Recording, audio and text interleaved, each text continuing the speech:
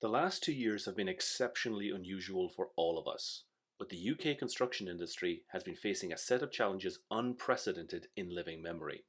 Demand for builders is at record levels, but at the same time, the supply of materials is exceptionally restricted. The effect of these two phenomena have pushed up construction costs massively in a short space of time. According to the Bank of England, inflation for the economy as a whole is in single-digit figures each year. My own experience over the past few years tells me that inflation in the UK construction industry is well into double figures. I specialise in high quality alterations and extensions to private homes. I have seen costs rise so rapidly that it becomes almost impossible for contractors to price jobs. On every project during 2021, the cost of materials increased faster than contractors were able to build.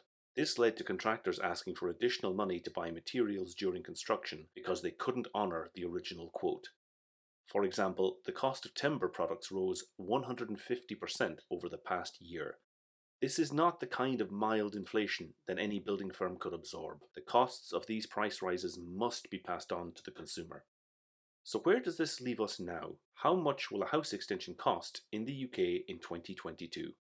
I made a comparison between today's construction costs and those from the pre-pandemic world using this project. Using this, we can see the effect of construction cost inflation. This house extension was completed in early 2018, 4 years ago, and according to the Bank of England, this project should now cost about 10% more to build than it did at the time of construction. Let's see, shall we? This job was split into two phases, which were priced separately and carried out in quick succession. Phase 1 involved the total overhaul of the existing house, rewiring, replumbing, refitting the existing bathroom, redecorating and laying new flooring. Phase 2 involved building the extension and landscaping. There was some overlap between the two stages. Work in the interior of the house was ongoing while the extension was being built. To price this job, I prepared a document called a scope of works, which listed all the major elements of work. This allowed the work to be priced based on tasks rather than by trade or materials. This has two advantages. First, an ordinary homeowner can understand the price structure. Second, I can easily control costs during the build. For example, if the contractor has built half the external wall, I can pay them 50% of the agreed sum for that item.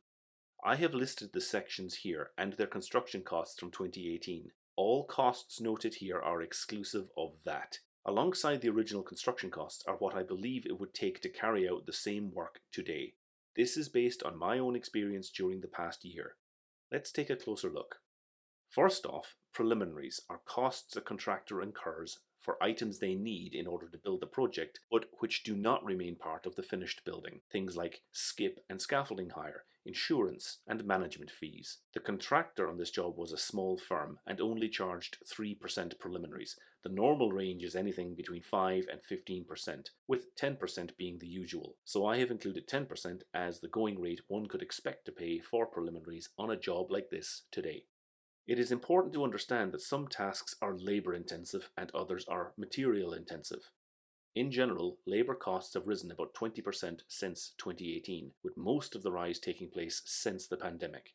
Some trades are in greater demand than others, with plumbers and electricians being the most sought after. Consequently, their services have increased by 40 to 50% since 2018.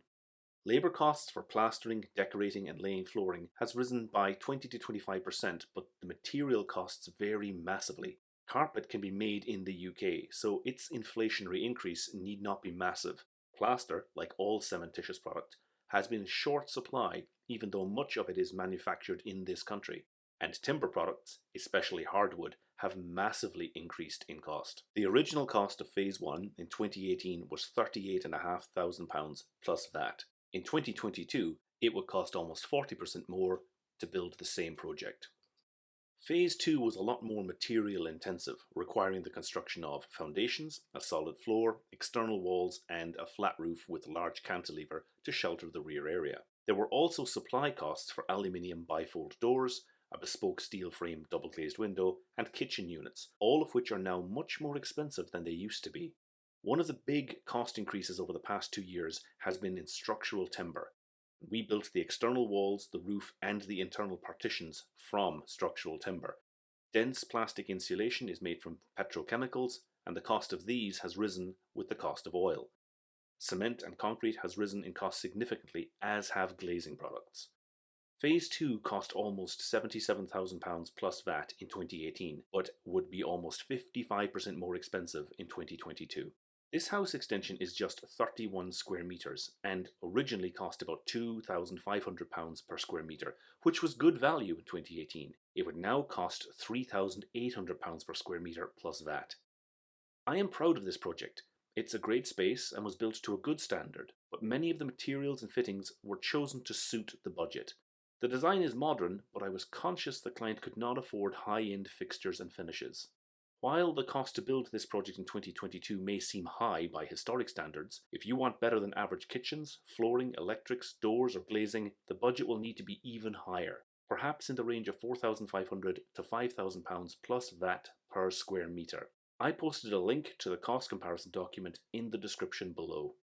Remember, if you are thinking of altering and extending your home, take advice from an experienced local architect as early as possible. Always discuss your budget first. It will likely be one of the main things which determines the size, layout and scope of your project. My name is Neil and I have been a self-employed architect in the UK since 2009. I regularly make videos on the reality of altering and extending private homes. If you want to learn more, please subscribe.